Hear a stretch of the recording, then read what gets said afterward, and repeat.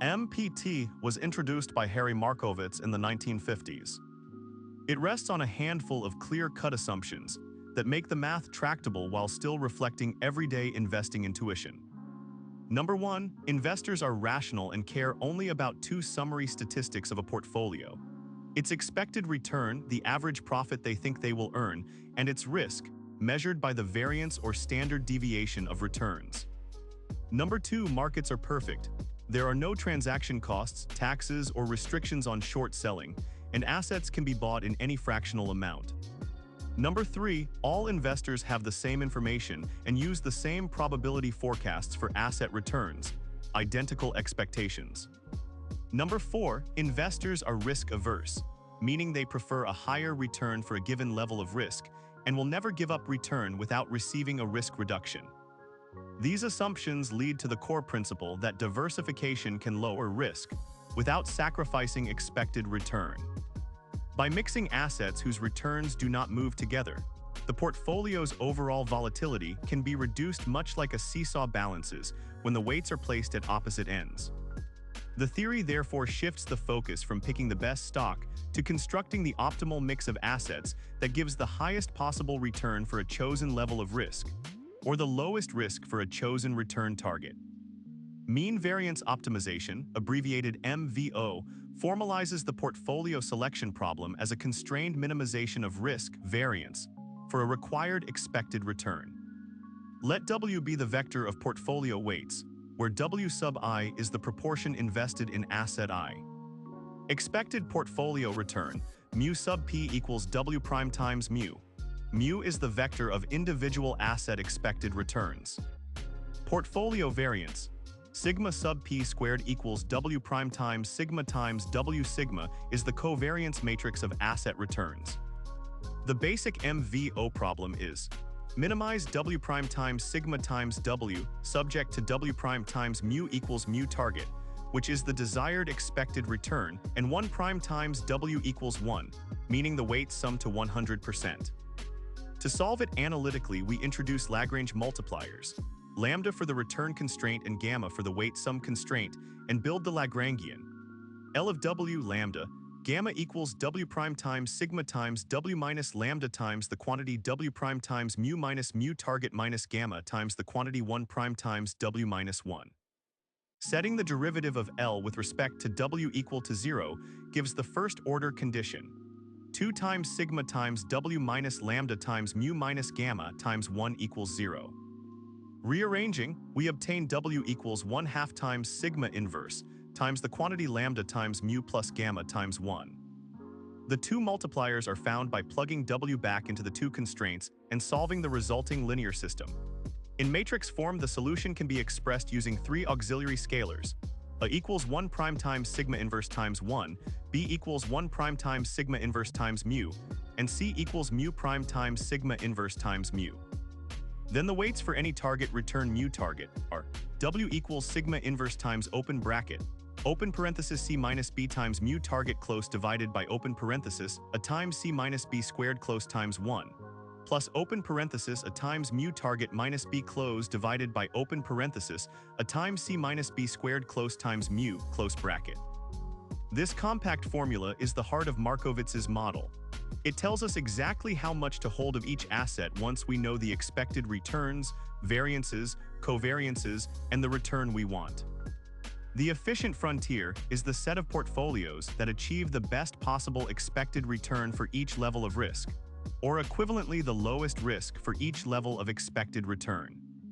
Starting from the MVO solution, we can vary the target return mu target from the minimum variance point, the lowest possible risk, up to the highest single asset return. For each mu target, we compute the optimal weight vector W using the formula above, and then plot the resulting sigma p mu p pair. The curve traced out in the risk-return plane is the efficient frontier. Interpretation: any portfolio that lies below the frontier is suboptimal because you could achieve the same return with less risk or a higher return for the same risk. Portfolios above the frontier cannot be constructed from the given assets. They would require a better risk-return trade-off than the market offers. Graphically, the frontier is usually drawn as a smooth upward sloping curve, that is convex to the origin. The leftmost point is the Global Minimum Variance Portfolio (GMVP). It is the only portfolio that minimizes risk without caring about return. As you move right, you gradually increase exposure to higher return, higher risk assets, but the convex shape reflects the benefit of diversification. Risk rises slower than return because assets are not perfectly correlated. When a risk-free asset with return R sub F and zero variance is available, the set of attainable portfolios expands. By mixing the risk-free asset with any risky portfolio, you can draw a straight line from the point sigma equals 0. Return R sub F to any point on the efficient frontier. The tangent from the risk-free point to the frontier defines the capital market line, CML. Every portfolio on the CML has the highest possible Sharpe ratio, the slope of the line calculated as mu sub p minus R sub F divided by sigma sub p. The portfolio at the point of tangency is called the market portfolio, M, and it is the only risky portfolio required to construct any optimal combination with the risk-free asset. For individual securities, the relationship between expected excess return and systematic risk beta is captured by the security market line, SML. Expected excess return equals beta I times mu sub m minus R sub F. Here beta I equals covariance of Ri and Rm divided by variance of Rm. The SML is a straight line through the risk-free rate, with slope equal to the market risk premium. A security plotted above the SML is underpriced, offers more return than its beta justifies, while one below is overpriced. The Sharpe ratio provides a convenient single-number measure of risk. Adjusted performance, Sharpe equals mu sub p minus R sub F divided by sigma sub p. Because the CML is the line with the highest possible Sharpe, maximizing Sharpe is equivalent to finding the portfolio that lies on the CML, i.e. the tangency portfolio. The two-fund separation theorem, also called two-portfolio separation, states that if a risk-free asset exists, every investor's optimal risky portfolio can be expressed as a combination of just two funds, the risk-free asset, and a single mutual fund of risky assets, the market or tangency portfolio. In other words, regardless of an individual's risk tolerance, the composition of the risky part of the portfolio never changes, only the mix between the risky fund and the risk-free asset varies. Why does this matter? It simplifies portfolio construction dramatically. Asset managers can concentrate on identifying the optimal risky fund, the tangent portfolio, once and for all. Individual investors then adjust their overall exposure by choosing how much to allocate to the risk-free asset, holding cash or treasury bills. Mathematically, any optimal portfolio weight vector W star can be written as W star equals WT times 1 minus WF, where WT is the weight vector of the tangency portfolio, and WF is the proportion placed in the risk-free asset. The trade-off between expected return and risk for the whole investor is then a straight line, the CML, rather than the curved efficient frontier. If no risk-free asset exists, the theorem generalizes to two-fund separation with two risky funds, the global minimum variance portfolio, and any other efficient portfolio. Any efficient portfolio can be expressed as a linear combination of those two. Real-world analogy: think of ice cream flavors. If you have a perfect vanilla risk-free and a delicious chocolate berry mixed tangency portfolio, you can satisfy any taste risk preference by adjusting how much vanilla versus chocolate berry you take. You never need to create a new flavor for each person. Suppose we have two risky assets, A and B. Their expected returns are mu sub A equals 10% and mu sub B equals 15%. Their standard deviations are sigma sub A equals 12% and sigma sub B equals 20%. The correlation between them is rho equals 0.3. So the covariance sigma sub AB equals rho times sigma sub A times sigma sub B equals 0.3 times 0.12 times 0.20 equals 0.0072, or 0.72%. Step 1. Build the covariance matrix. Sigma equals a 2x2 matrix with entries. First row 0.0144, 0.0072, second row 0.0072, 0.0400. Step 2. Set up the Lagrangian to maximize the Sharpe ratio with a risk-free rate R sub F equals 2%. The Sharpe ratio of a portfolio W equals the pair W sub A. W sub B is S of W equals open parenthesis W sub A times mu sub A plus W sub B times mu sub B minus R sub F close parenthesis, divided by the square root of W prime times sigma times W. Maximizing S is equivalent to maximizing the numerator squared minus lambda times the denominator squared. The optimal weights satisfy. Mu minus R sub F times 1 equals lambda times sigma times W, where mu equals the vector 0.10, 0.15 and 1 equals the vector 1, 1. Solving gives W equals sigma inverse times the vector mu minus R sub F times 1 divided by 1 prime times sigma inverse times the vector mu minus R sub F times 1. Computing sigma inverse yields sigma inverse approximately equals a 2 by 2 matrix with entries. First row 86.78, negative 15.63. Second row negative 15.63, 31.23, values in 1 over variance units. The excess return vector is mu minus R sub F times 1 equals the vector 0.08, 0.13. Multiplying, numerator equals sigma inverse times the vector 0.08, 0.13 approximately equals the vector 86.78 times 0.08 minus 15.63 times 0.13. Negative 15.63 times 0.08 plus 31.23 times 0.13, which equals the vector 6.94 minus 2.03. Negative 1.25 plus 4.06 equals the vector 4.91, 2.81. The denominator, the normalizing factor, equals 1 prime times numerator equals 4.91 plus 2.81 equals 7.72. Hence optimal weights. W sub A equals 4.91 divided by 7.72 approximately equals 0.64, 64%. W sub B equals 2.81 divided by 7.72 approximately equals 0.36, 36%. The resulting portfolio has an expected return equal to 0.64 times 0.10 plus 0.36 times 0.15 equals 0.124, 12.4%. Variance equals W prime times sigma times W approximately equals 0.0099, so sigma equals 9.95%. Sharpe equals open parenthesis 0.124 minus 0.02 close parenthesis, divided by 0.0995, approximately equals 1.05. Step 2. Plotting the efficient frontier. Vary the target return from the minimum variance portfolio, found by setting lambda equals 0, up to the return of asset B equals 15%. For each target, compute the optimal weights using the mean variance formula given earlier. Plot sigma mu points. The frontier will be a smooth curve. The 0.995%, 12.4% from the calculation sits on the uppermost part of the curve because it maximizes the Sharpe ratio, tangent to the line from 0, 2% to the frontier. Adding the risk-free 0.02% and drawing a straight line through the tangency point gives the capital market line. This numerical illustration shows how a simple two-asset mix can deliver the highest risk-adjusted return, and how the efficient frontier is constructed in practice. Correlation is the glue that holds portfolio risk together. When two assets move in the same direction, high positive correlation diversification benefits shrink. When they move opposite, negative correlation, risk can be dramatically reduced. Mathematical sensitivity.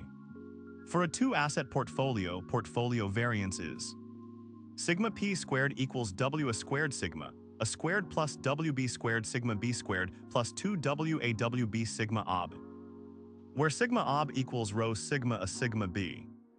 Take the optimal weights from the previous example. WA equals 0.64, WB equals 0.36. Keeping sigma A and sigma B fixed, vary rho. If rho equals 0.3, base case, sigma P approximately 9.95%. If rho equals 0, uncorrelated, sigma ob equals 0. Sigma p approximately square root of 0.64 squared times 0.0144 plus 0.36 squared times 0.0400, approximately 8.7%. If rho equals negative 0.2, slightly negative, sigma ob equals negative 0.2 times 0.12 times 0.20 equals negative 0.0048. Sigma p approximately 7.4%. If rho equals 0.9, highly correlated, sigma ob equals 0.9 times 0.12 times 0.20 equals 0.0216. Sigma p approximately 13.6%. These numbers show that a 1-point change in correlation can swing portfolio risk by several percentage points, which is huge for large institutional funds. Extension to many assets. The portfolio variance can be written compactly as W prime times sigma times W. The sensitivity of variance to a particular covariance element sigma, Ij equals 2W IWJ. Hence, the more capital you allocate to two assets, the more the overall risk reacts to changes in their correlation. This explains why risk managers monitor the correlation matrix closely and use techniques such as shrinkage estimators or factor models to obtain more stable estimates. Real-world analogy. Imagine a group of hikers tied together by ropes of varying elasticity correlation.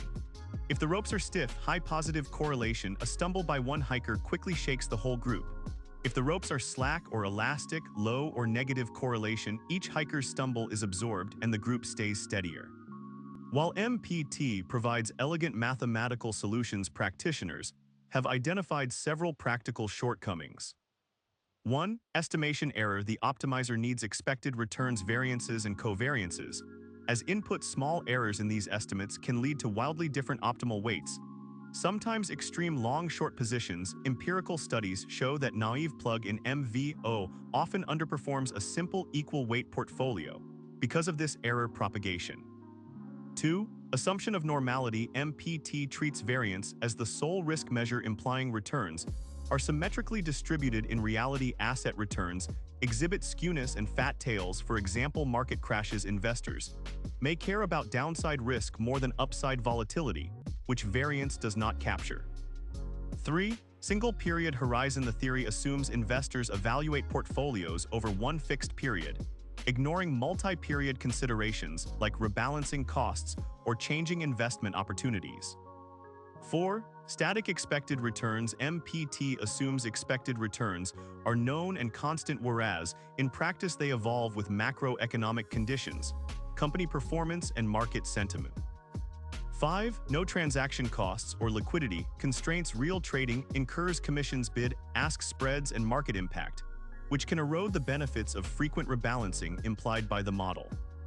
6. Homogeneous expectations. Assuming all investors share the same forecasts is unrealistic. Heterogeneous beliefs lead to market dynamics not captured by the static efficient front. Modern refinements attempt to address these issues. Robust optimization adds uncertainty sets around inputs, producing portfolios that perform well across a range of possible estimates. Bayesian shrinkage blends historical data with prior beliefs to improve mean estimates. Alternative risk measures, for example, conditional value at risk semi-variance or downside deviation, replace variance in the objective function. Factor-based models, for example, Black-Litterman, incorporate equilibrium market returns and investor views to generate more realistic expected returns. Overall, MPT remains a cornerstone of modern finance, but successful investors treat it as a guiding framework rather than a literal recipe. 7. Behavioral concerns. Real investors exhibit loss aversion, mental accounting, and other biases that violate the pure risk aversion assumption of MPT. Question 1. Assumptions and core principles. Investors care only about expected return and variance. This reduces the infinite dimensional space of possible return distributions to a two-dimensional plane, allowing a tractable optimization. Markets are frictionless. No taxes, transaction costs, short sale restrictions, so any combination of weights is feasible and the optimization is not constrained by practical trading limits. All investors have homogeneous expectations. This ensures a single covariance matrix and expected return vector, which yields a unique efficient frontier shared by all market participants. Question 2. Mean variance Lagrangian. Consider three assets with expected returns mu equals bracket 0.8, 0.12, 0.15, bracket and covariance matrix sigma equals bracket 0.10, comma 0.2, comma 0.1 bracket 0.2, comma 0.25, comma 0.4 bracket 0.1, comma 0.4, comma 0.40 bracket. Derive the optimal weights for a target portfolio return of 13% using the Lagrangian method. Set up L equals W prime sigma W minus lambda left parenthesis W prime mu minus 0.13 right parenthesis minus gamma left parenthesis 1 prime W minus 1 right parenthesis. First order condition. 2 sigma W minus lambda mu minus gamma 1 equals 0 implies W equals 1/2 sigma inverse left parenthesis lambda mu plus gamma 1 right parenthesis. Compute sigma inverse using a calculator approximately equals bracket 104.2 comma negative 7.8 comma negative 2.1 bracket 7.8 comma 45.6 comma negative 4.5 bracket negative 2.1 comma negative 4.5 comma 28.0 bracket. Form auxiliary scalars. A equals 1 prime sigma inverse 1 equals 104.2 minus 7.8 minus 2.1 minus 7.8 plus 45.6 minus 4.5 minus 2.1 minus 4.5 plus 28.0 approximately equals 108.0.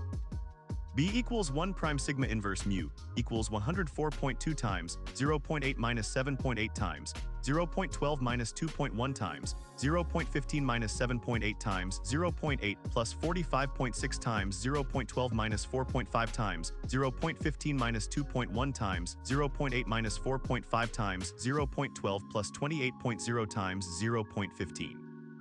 Approximately equals 14.5. C equals mu prime sigma inverse, mu approximately equals 1.95. Denominator D equals a times C minus B squared approximately equals 108 times 1.95 minus 14.5. Squared approximately equals 210.6 minus 210.3. Approximately equals 0.3. Weights, W equals sigma inverse left bracket open bracket C minus B times mu target close bracket divided by D times 1 plus open bracket, a times mu target minus B close bracket divided by D times mu right bracket. Plug mu target equals 0.13, compute scalars, obtain W approximately equals bracket 0.35, comma 0.45, comma 0.20 bracket. Check sigma W approximately equals 1 and W prime mu approximately equals 0.13. Question 3. Efficient frontier and capital market line. Sketch a diagram showing the efficient frontier for risky assets, the risk-free rate at 2%, and the capital market line. Label the global minimum variance portfolio, the market tangency portfolio, and a sample investor S optimal portfolio with a risk aversion coefficient of 3. Draw sigma on the x-axis, mu on the y-axis. Plot the convex efficient frontier curve. Mark the point with the lowest sigma as the GMVP. Plot the point 0,0.02 for the risk-free asset. Draw a straight line from 0,0.02 tangent to the frontier.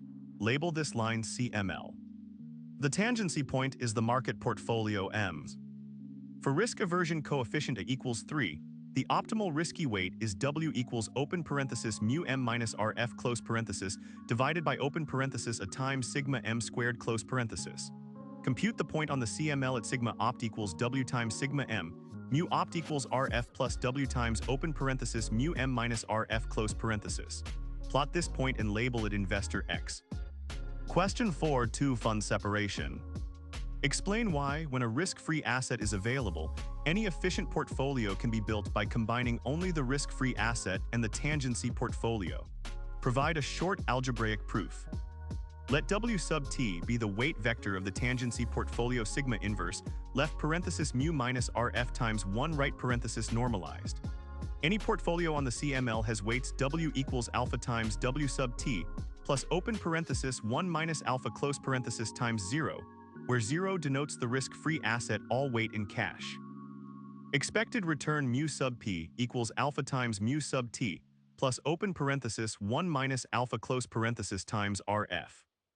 Variance sigma sub p squared equals alpha squared times sigma sub t squared. Risk-free contributes 0 variance. The Sharpe ratio equals open parenthesis mu sub p minus rf close parenthesis divided by sigma sub p equals open parenthesis alpha times open parenthesis mu sub t minus rf close parenthesis divided by open parenthesis alpha times sigma sub t close parenthesis equals open parenthesis mu sub t minus rf close parenthesis divided by sigma sub t, which is constant for all alpha. Hence, any point on the line is optimal for some risk aversion level, proving two-fund separation.